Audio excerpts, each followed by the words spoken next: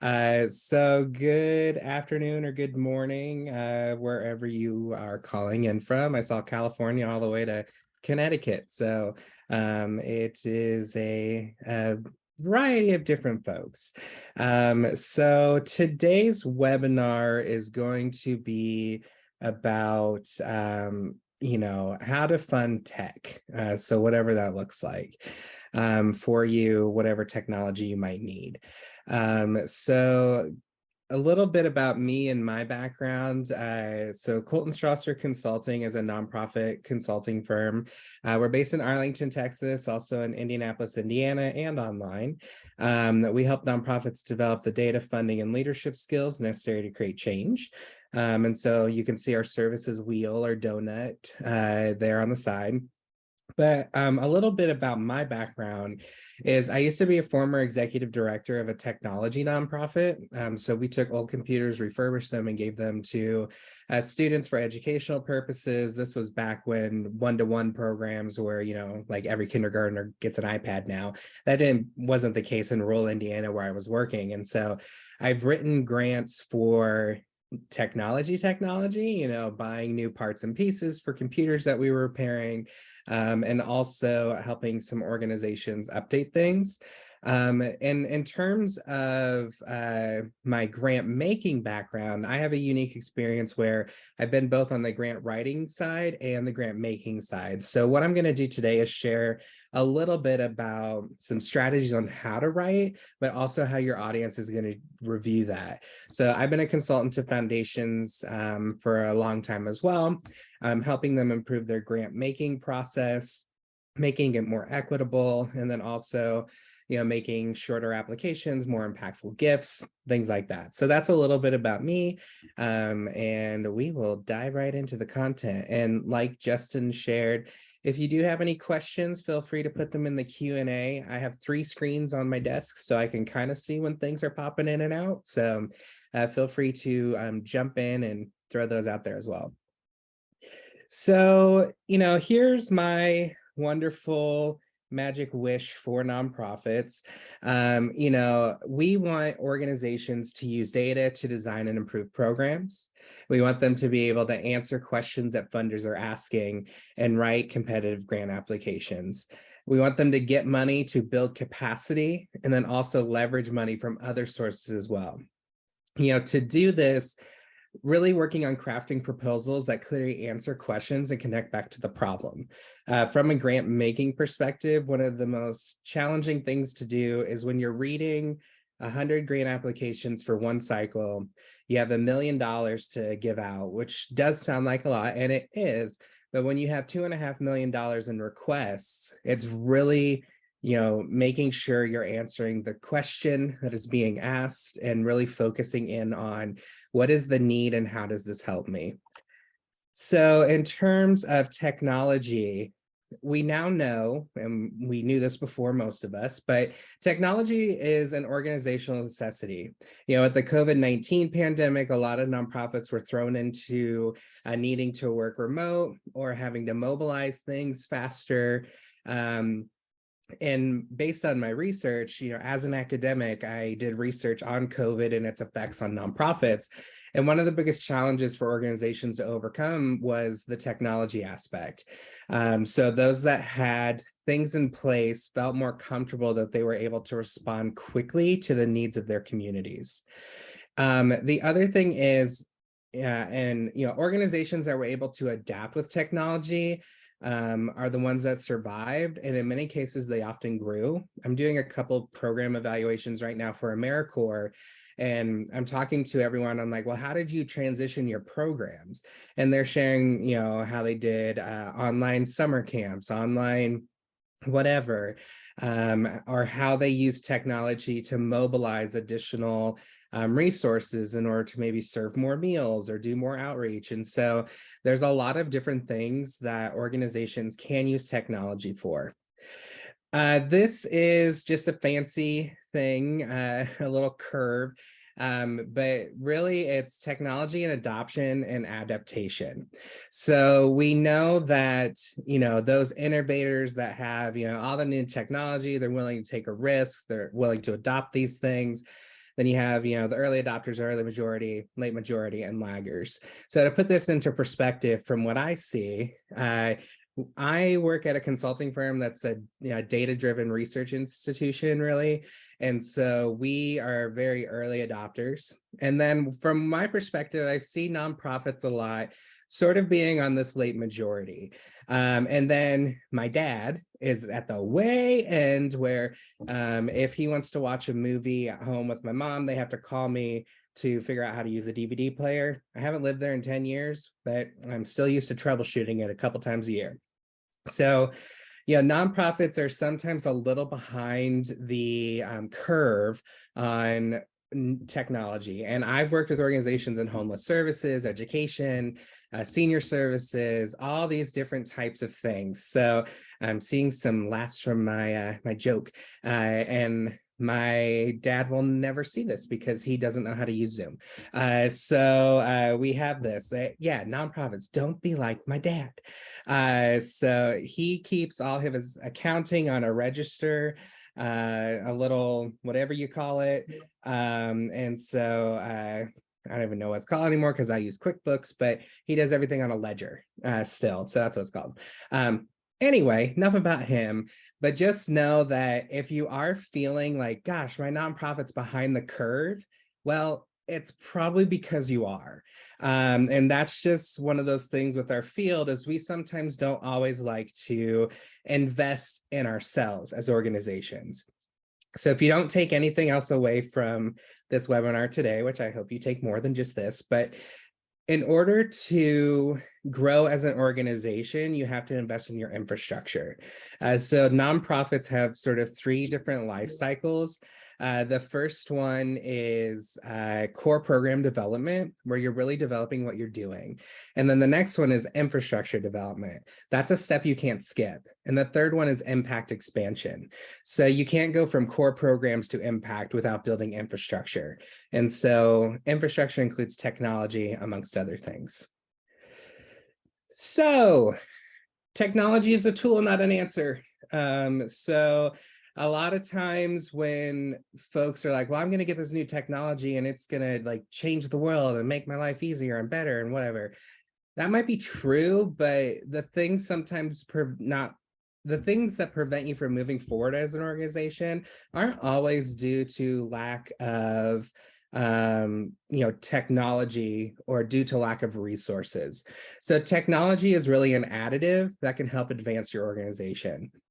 So, say you want to invest in a new donor management system. Just because you invest in that doesn't mean your donations are going to increase. It might help, it might streamline some things, but technology isn't always the intervention that people think it is. It's not a silver bullet, it's not a magic wand. It just makes things easier in some cases, or it improves things. When we think about return on investment, is it going to save you time? Is it going to make you money? Is it going to be something in between? So I just want to caveat this presentation where I am going to talk about 3 different ways to get technology funded. But I do want to go in it with saying, like, you need to know how the technology will be a valid tool, or you're not going to get funded, you're not going to end up using it, and there's going to be a lot of different challenges with your implementation. So let's go into a quick overview of what I'm going to cover and answer a lot of questions. Now, some of this isn't going to be rocket science, but at the same time, framing is key for everything. Like I said, funders review multiple proposals, and you can't go to a funder and say, hey, I want tech. And so it's just not going to work. So with grant writing for tech is going to be our first thing, and we're going to talk about. So straight out applying for money for technology. The second one is budgeting for technology in your programs and making those justifications clear. And then indirect costs for technology. We're also going to talk about that. So 3 different ways you can fund your technology. You can do one of these, all of these, but these are the 3 most common that I see on how people are paying for things. So here's my ultrasound of what programs look like. And so You want to be clear when you're telling a funder what you do. In many cases, when nonprofits, I ask them, well, what do you do? It looks like a unicorn vomited. So, it's like there's a lot of glitter and sparkles and rainbows and hopes and dreams and, lots of energy, but it's not always clear to me what exactly you do. And so when it comes to the grant writing spot, like all that emotional stuff is really great for individual donors, but when it comes to applying to foundations or government grants, you want to like pull all the love out of it and just be very clear and succinct on what you do. So emotional cases do not equal successful applications. I've seen people try to write just like a sad story in the version of a grant. It doesn't always work like that. And in many cases, those are denied. So let me turn this off. Okay. So hopefully my team stops going off. So technology. You want to be clear on what you're asking for. The next thing is your proposal, logically put together? Can a person that has no idea what you do read it and be like, oh, I see what you want to do? Do you showcase how you understand the community? And then also, can a linear thinker follow you? And can you show and tell exactly what you want out of this grant? What are you applying for? How's it going to make the organization better? And things like that. There's no funder, to my knowledge, that has a grant program specifically for technology. There might be a handful here and there, but when we talk about grant writing for technology, you need to connect it back to your organization. So my examples here are, they're not silver bullets for grants. Again, you can't write a grant for everything. You have to figure out how to pay for things in different ways. Yes, funders do fund technology if you give them a good reason. So when we talk about the case for support, you can't come out of the gate and say, we have ancient computers and need new ones. Please give us $10,000. Maybe that would work. I don't think so. The other thing I'll see is a summer youth sports program might write a budget and include line items for baseball bats, baseballs, baseball mitts. I'm with you. And then 3 iPads. I'm like, what does that have to do with anything? And then also, you'll see people put in there, our nature program needs a new digital camera. Okay, why? Like, why do you need that?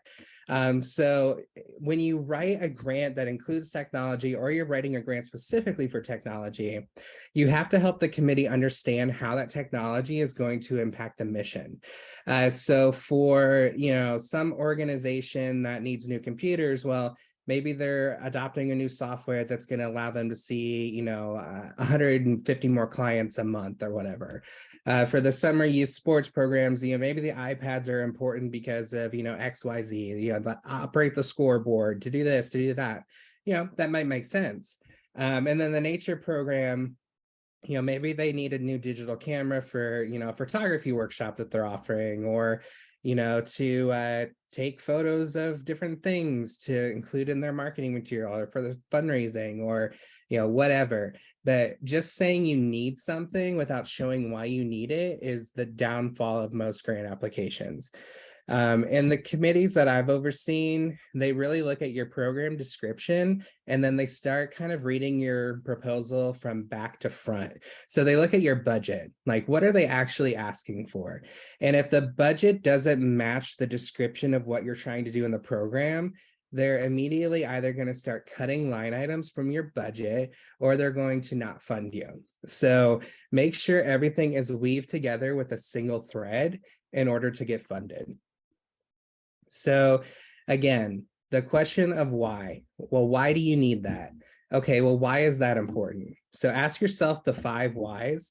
So just ask yourself why 5 different times until you get a deep enough answer where it's very clear on why you need the technology, how it's going to benefit the organization, how it's going to benefit your programs, and things along those lines. So again, for cost justification, you often need to justify the purchase of the item. saying you need a particular new tech piece or whatever to improve your organization. You need a new donor management system, client management system. You might want a new website. Whatever you want has to come with a reason why. Also, what is the justification for the cost? So sometimes committees get caught up on costs. So they're like, well, why do they need this $5,000 software? Well, explain why you need it, and then also like why it's going to cost $5,000. Answering the question, what happens if you're not funded? So if that $5,000 software doesn't get funded, what's going to happen? Are things going to remain the same? Are things going to potentially get worse? What is the result of not getting funded? And then also being very clear, if this item is funded, we will be able to do XYZ. We will be able to serve 100 more people a month. Our case managers will reduce the amount of time working on paperwork by 3 hours a week, which allows them to see 3 additional clients. Just being very, very specific in a way where you're not having to totally measure all of that from an outcomes perspective, but at least you're showing that, hey, we're going to get a really good return on investment, and this is going to be a helpful tool for our organization in order to serve the clients. So I view technology as the other program expenses that are needed anyway to be successful. So you really can't have a good after-school program without having supplies and materials. You can't have a good after-school program without having staff or without funding the building. And in order to help facilitate that, technology is an expense, whether, to help sign up students, to help, use in the program, whatever. Technology is a justified cost now, and it's something that should be included. So writing a grant directly for that is a potential option. So again, helping people understand what the difference will be made. Will there be a difference in productivity, which is your outputs and your inputs? Will efficiency be affected, which means you're doing things right? Will you be more effective? So doing the right things. Will it lead to a different outcome? If this technology is purchased, will you be able to create a change in a knowledge, attitude, behavior, skill, position, situation? Or what is the impact potentially that you can justify? So, the budget and the justification are what's going to help you. You can't just like throw it in like, oh, maybe I'll sneak in this new computer for our incoming intern into this thing. No, just tell them you need a new computer for the intern because you don't have a computer. So just be very clear on why you're including things in the budget. That's where you immediately got to get kicked out is, from my experience, is really looking at the budget. So here's a couple examples. And this is from my time as a funder, because I worked at a foundation that funded tech. And these are stories from my other clients as well. But one example of a grant that was funded, specifically for tech, is a domestic violence shelter came to the foundation and said, we need a new security system to keep our folks safe. We need, new cameras. We need, a gate that locks and some other things. And so they weren't really asking for a security system for a security system's sake. They were approaching it from, the people that come to our facility need to be safe, and that's part of our commitment to them. And oh, by the way, a security system helps with that. So being very clear on, maybe they've had some incidents where a partner comes to the shelter and, is trying to cause issues or something. And so by getting this security system in place, this particular grant really helped them make a capital improvement to their facility, and then also make it safer for the clients so that they can serve them effectively, which at the end of the day, that security system added to them achieving their overall mission. And so as a funder, we understood that. Another example is for public libraries have been getting some grants and some other communities for rural access. So this was really important when COVID hit. A lot of communities either had dial-up still, or they had very unreliable internet access. And so, a library applied for a grant to get these these hotspots in order for individuals to continue connecting to school if they were doing school online, or being able to continue working if they were working from in a regular office and then they're home in the country. And so I'm from the middle of nowhere in Indiana, and so the technology and the internet access would have been a very big concern of that community.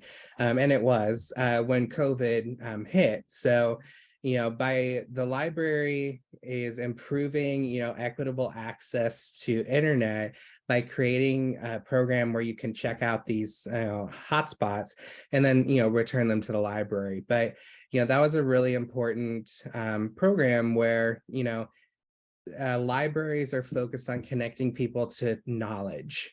And so by giving, out these hotspots for a brief period of time, or, for the whole school year or whatever, it allowed people to continue their pursuit of knowledge, continue accessing things. So it wasn't a stretch from a grant making perspective to see like, oh yeah, that's a real need in our community, and you, public library, are probably the best solution to fill that problem, or maybe the local schools. So when you're applying for a grant with technology, you can apply for a technology grant, but you have to show how it connects to your mission. And that's the number one piece of advice I have on sort of the grant writing side, is just be very specific and be very clear, and how it's going to help you. So justify everything.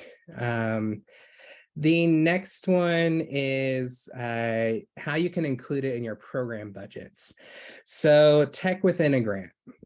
So whether you're doing a grant, whether you're doing a program budget, looking for sponsors, whatever it might be, technology is an allowable expense in most grants, again, as long as you relate it to the project or program.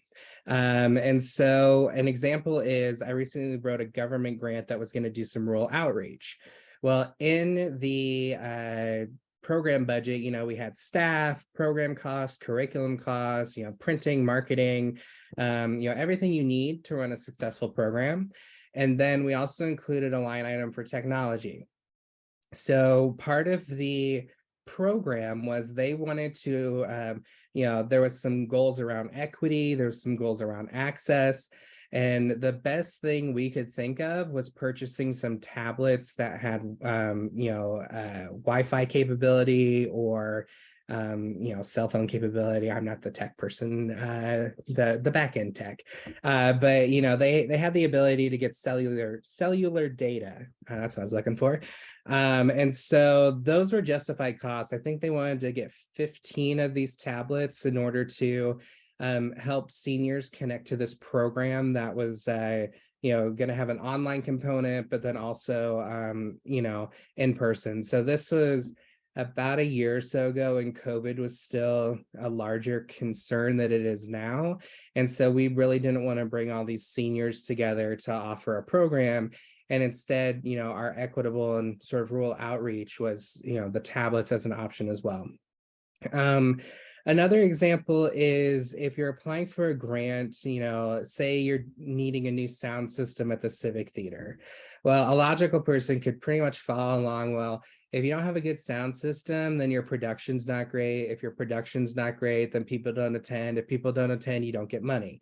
So not a whole lot of leaps of logic on that one. So being very clear again on how these new upgrades are going to affect the overall organization. So again, being upfront about why you need the technology and how it's going to help you. Again, comes back to why. Why do you need the technology? Why now?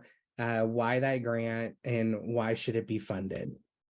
So the other thing is organizations need to budget for technology. So oftentimes you generally know when you need to do an upgrade, and you kind of know the life expectancy of a computer, but I don't see a lot of organizations really incorporating it in their budget. I worked in higher education, and our computers had a shelf life. And once you hit, I think it was 3 or 5 years, you would go turn it in to get a new one. I have heard some nonprofits, computers sound like an airplane's about ready to take off. It's on its last leg. I'm surprised it's not smoking. And they're like, oh, well, we'll get new ones eventually. And I'm like, you should have got a new one like 2 years ago. So just, as you're doing your budgeting for your entire organization, think about, well, what things need replaced, or how could we, do X, Y, and Z. Or if your organization is going to grow, make sure you're budgeting, well, that new person's going to need a new computer and maybe a phone and some other things. And so just being mindful to do the comprehensive approach to budgeting, and making sure that you're anticipating new updates. I worked at one organization where we had a new like system or thing, and we budgeted over 3 years because we knew, well, in a couple of years we're going to really like need this stuff or it's not going to work. And so we essentially kind of budgeted for that. We put money away for it, and then when it came time to purchasing it, we had the money for it. A lot of times when organizations are like, oh, we just don't have the money for that, I'm like, oh, that could have been prevented. So making sure you're having your budgets in a spot where you can get different things contributed, or taken care of as they come up. So lastly, one of my piece of advices on budgeting for technology is you need to consider potentially using different types of ways of funding things. So for example, I talk to a lot of nonprofits about using indirect cost rates. If you don't know what that is, I'm doing a webinar on it next week, but there's some really good resources online to look it up. But long story short, an indirect cost rate's used in your organization to help spread the different expenses across the different programs that you're doing. And so in other terms, the more academic definition from the government is that indirect cost rates are basically those that aren't connected directly to a particular grant, project, program, or function, but are still important things that need to happen with your organization. So a lot of times what these look like, it's your utilities, your rent, your person that works in the office that helps like make all the magic happen, but isn't working directly with one program. They're kind of split amongst many. And so with an indirect cost rate, you get a percentage cost that you apply to all other organizational expenses. And so some funders, and particularly government grants, are very familiar with indirect costs, and many foundations are kind of getting on board as long as you justify, again, what your indirect cost is. So essentially, what this allows you to do is it helps you incorporate program operations and sort of overhead and indirect expenses into a program budget. And so essentially what that does, it allows you to almost kind of tax your programs on actually administering them. Because we know if we looked at a program budget, that isn't every cost that's associated with the organization or the running of all the different things that need to happen. There's payroll costs, there's insurance costs that cover the entire organization. There's, all these different expenses where, unless you want to pull your hair out and try to allocate all those to all your different programs, you just like put them in a bucket and then you apply them. There's different ways to apply. You can do it equally or you can do a fair share. But it allows you to accurately budget for technology and sharing those costs amongst your programs. And so if you have those lovely funders that only want to fund programs, then sometimes they'll allow the indirect cost rate, or in some cases they don't even notice it. So there's some different ways you can justify that in your budget, and then that helps you pay for everything. And so you know you got to include those different things. So here's a couple last little nuggets I have before I'm happy to answer any questions that come through. But again, budget justification for technology. That's sort of the main thing I want to get across is a lot of folks will include technology in a grant, but they won't justify why they need that technology. I can understand why you need different things such as, snacks for your after school program. I can understand why you need, materials or craft supplies or whatever. I can understand that. That's a super simple thing for me to get. But when it comes to the technology part, you have to tell me why you need that. And so that's going to help me as a funder and a grant reviewer realize, oh, well, they need this because of that. So again, explaining the return on investment. How are you saving time? How are you saving resources? Or how are you saving money? So you got to explain one of those. So for example, this new software will allow our case managers to process intakes faster, resulting in an increase from 8 client sessions to 12 per day. So, if I read that as a reviewer, I'm like, oh, cool. Like this $5, $10, $15, $20,000 that we're going to provide to them is going to allow them to see, each of these case managers to see 4 more clients a day. That's pretty impressive. So people are getting served faster, saving time. They maybe don't need as many case managers, so that might save them some money because they're able to process more people more efficiently. And then, the resources the organization might go through, maybe they don't need all these other bells and whistles or whatever. So it could save them time. In some cases, your return on investment is it helps you do more. So the return on that is, in this case, you're able to see 4 more people a day. You're not maybe saving, money, but you're gaining some time back, which you're able to then reinvest into serving more individuals.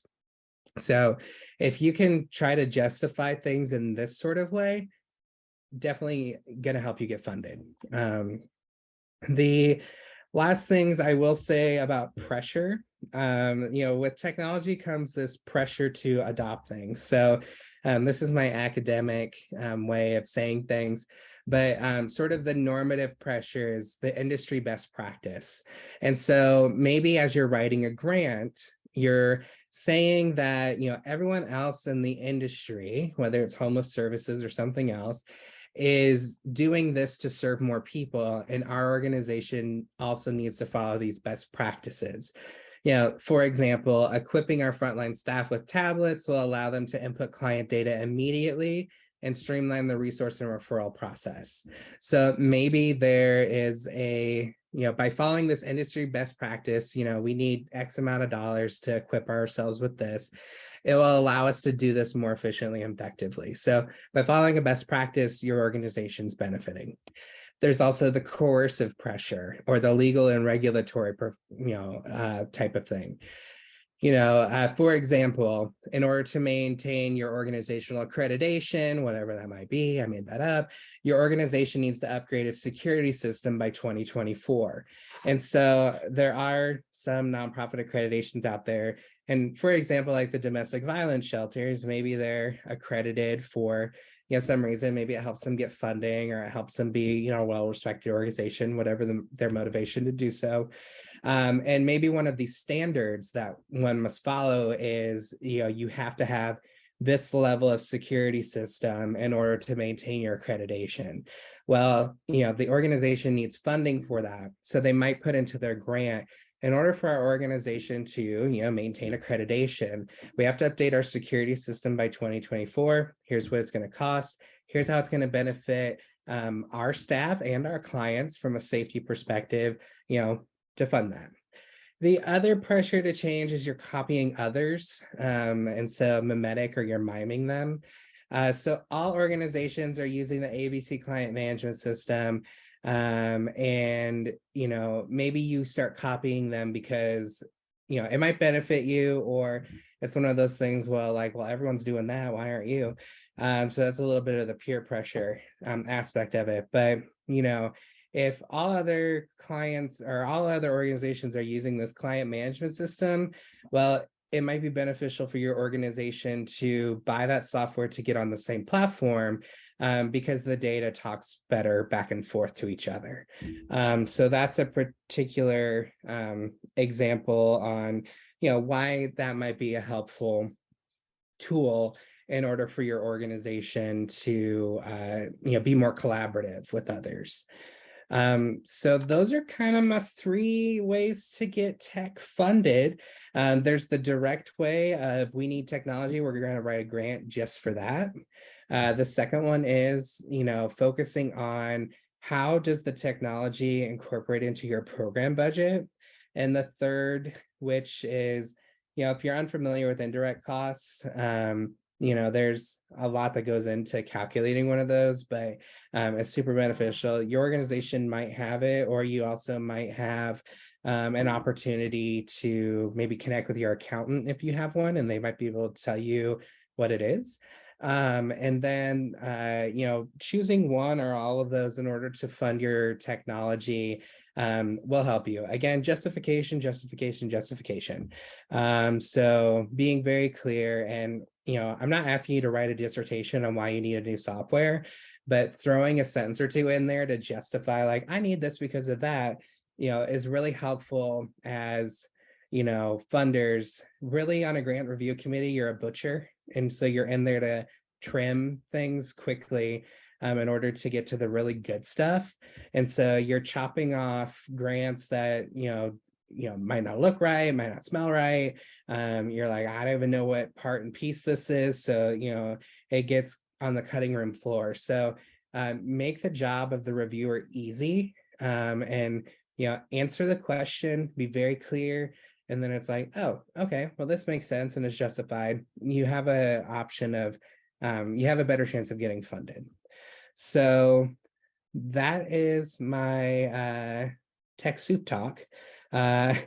So happy to answer any questions y'all might have. Looks like Lisa has her hand up and would like to talk, if that's okay. Cool. Lisa, you are live. Can you hear me? Yes. Can you see me? Just here. Okay, that's okay. I can't even see me, so we're good. That's good. So thank you for this information. I've been writing grants for a really long time and kind of thought I knew everything. But anyway, so we are a smaller nonprofit, and we partner with, or we outsource our IT component. And several years ago, I remember at other nonprofits, we would get software really, really inexpensive from TechSoup. So in my mind, when I hear TechSoup, I think of software that's, really dumbed down as far as in price for nonprofits. Would you recommend, or is there a way where our IT group can, because we need new computers, ours date back to 2015. Is there any way we can create a partnership where our IT folks, we can somehow get them to work with us to get the software through TechSoup? And how would that work?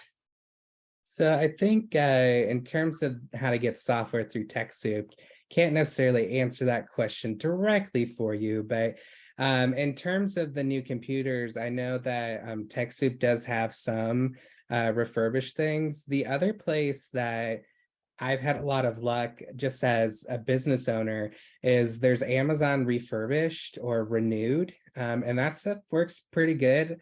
A lot of it has at least a 1-year warranty on it. And so when people heard the term like renewed or refurbished, they're like, oh, the scratch and dent, and that's not what it is. And I think people are starting to understand that refurbished means like, yeah, no, they cleaned it up, they made sure it worked, it's it's good to go.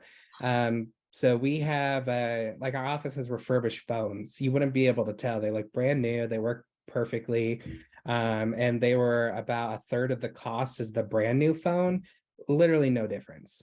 So in terms of trying to figure out the costing for things, definitely focused on maybe looking at refurbished items.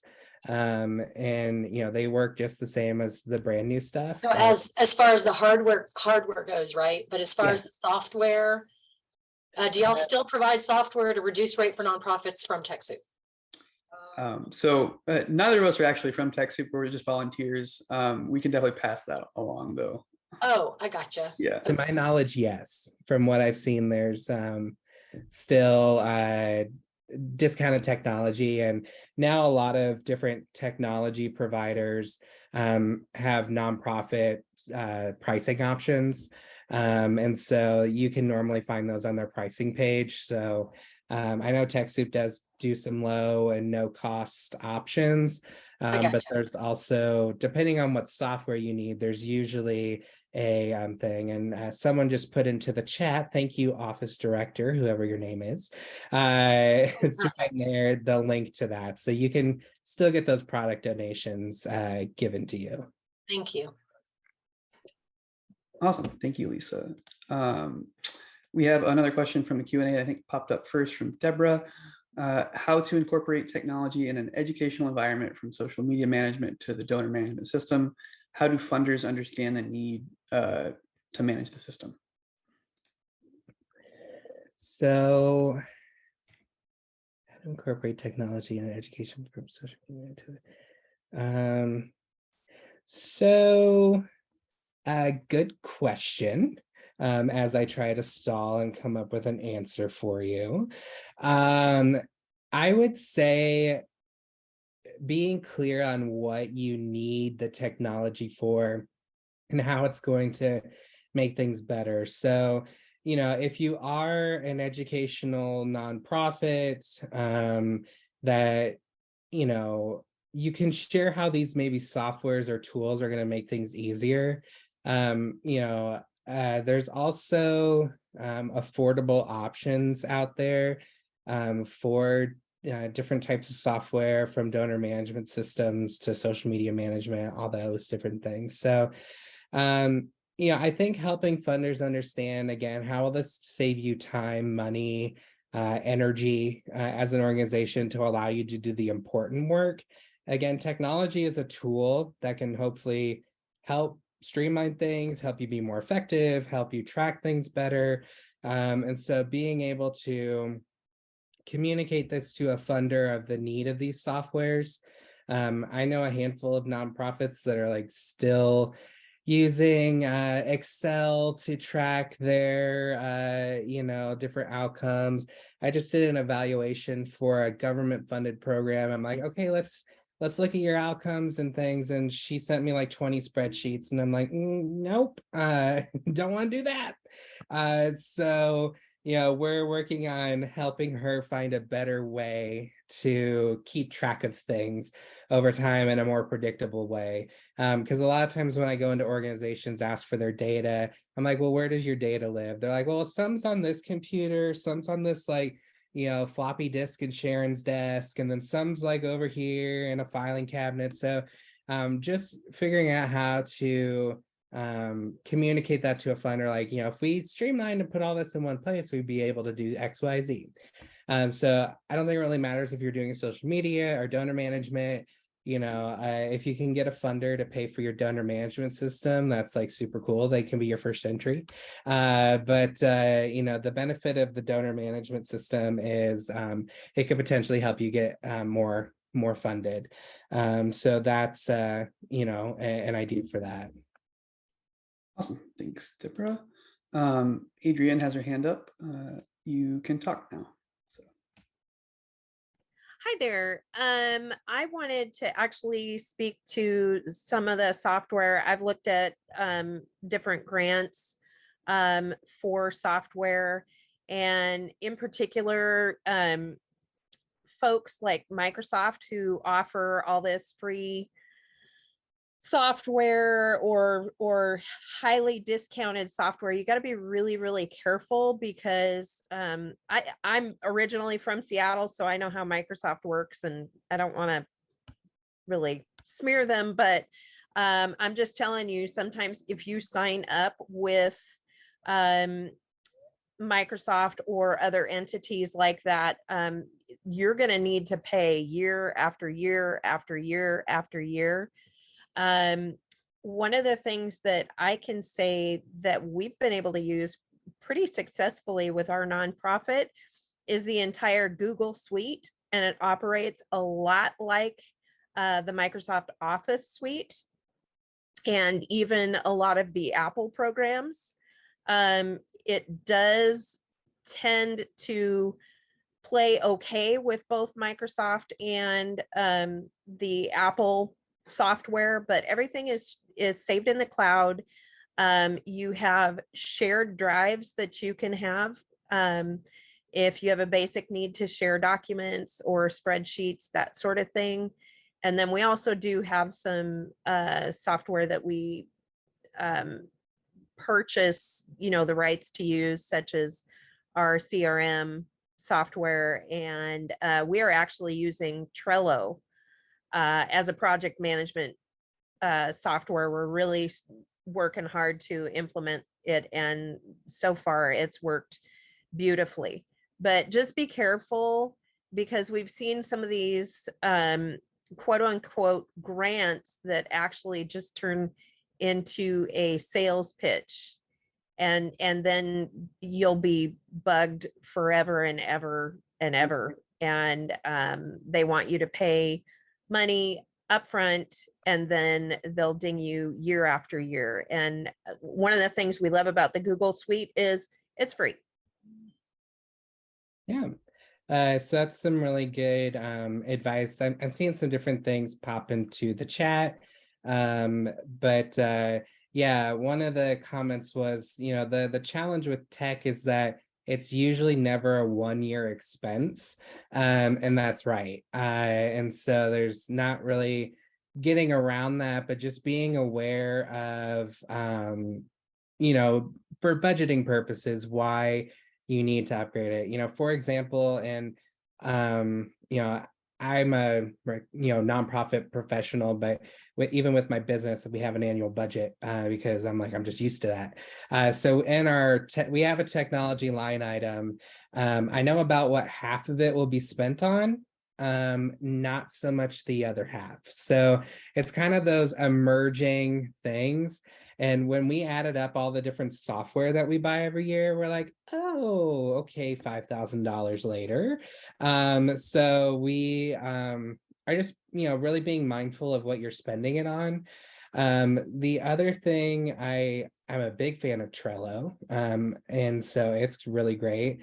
You can use Trello, Asana, ClickUp, whatever you want, as long as it's helpful to you. The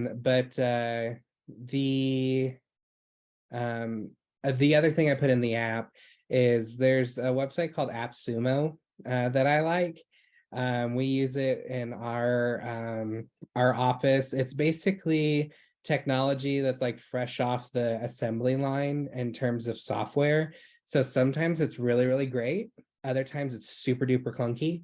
But you can sometimes you can test out the software. I've returned a handful of things over the years. You essentially get a 60-day trial to use the software, and it's a lifetime deal. So you spend $49 and you get the software and you can use it forever, get all the free upgrades. And so it's kind of the benefit of being an early adopter, is that sometimes you can try out the new stuff and then help them develop the product a little bit, and you get a really good software. I bought one for like $100, and I think if we did an annual rate now, I think it was like $199 a month, and I paid $100 for life.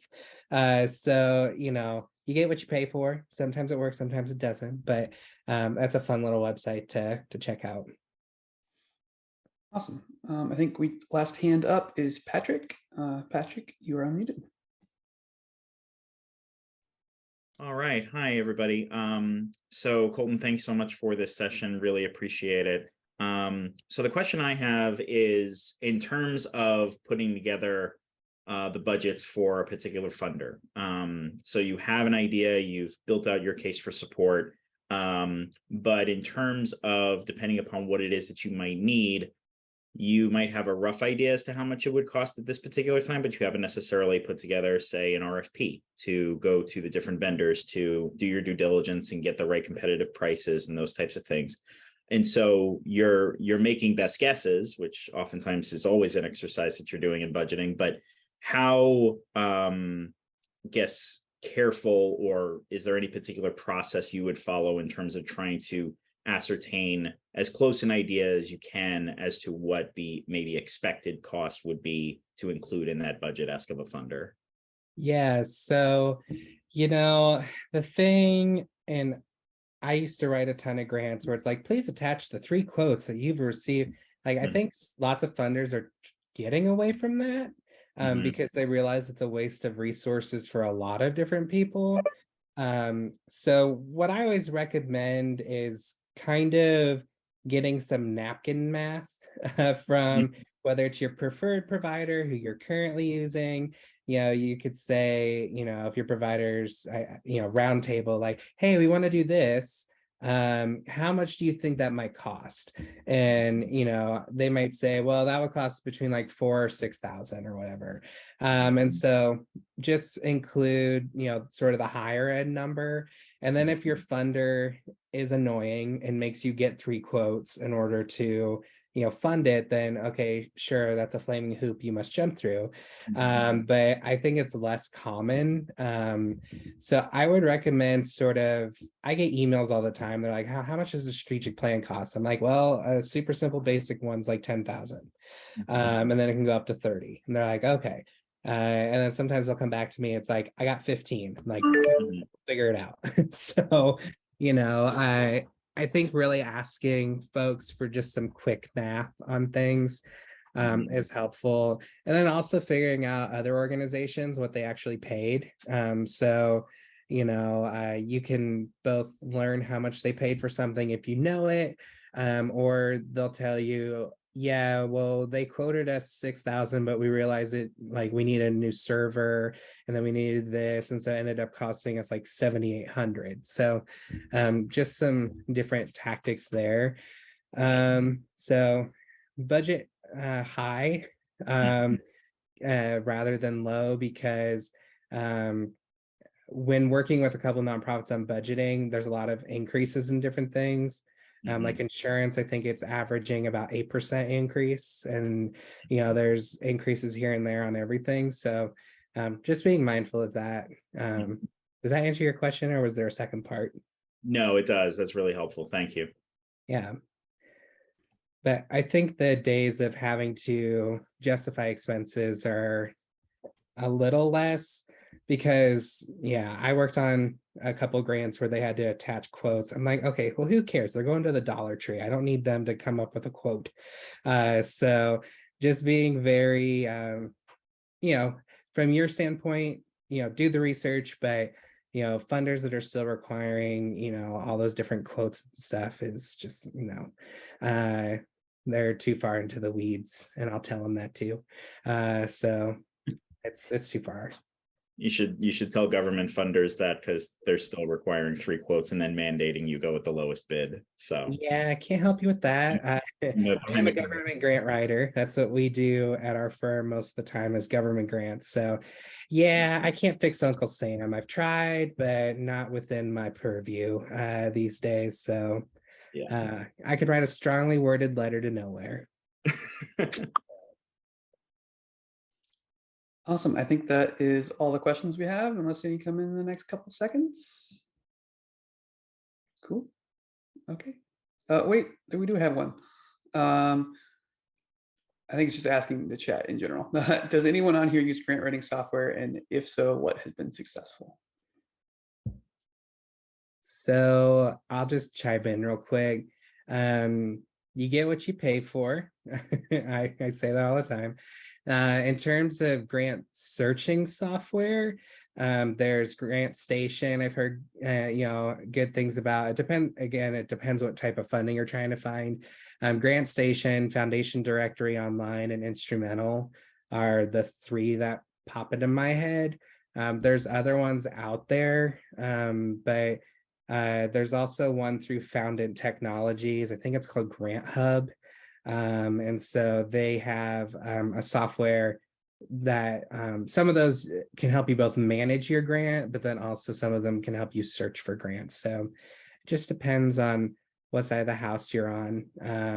And I always tell folks, unless your organization's really like scrappy and you're bringing in grants from all over, if you're a locally based organization, focus more on your individual corporate donors rather than trying to, if you're in Arlington, Texas, like me, applying to a foundation based in like Seattle, Washington, it's kind of like, are they really going to fund me? Unless I'm doing something really, really cool. So don't use the shotgun approach to grant writing. So pray and spray doesn't always work. So. Okay, awesome. Did you have anything else, Colton, before we finish up? No, it's thanks for everyone that joined today. Feel free to look us up online, and we do a lot of different webinars and free trainings as well. So would love to have you all at one of those in the future. And if you have any questions, my email is on the screen. So feel free to send me an email, and best of luck to you all in your technology fundraising adventures. Awesome. Well, thank you, Colton. Thank you everyone for coming, and have a great rest of your day.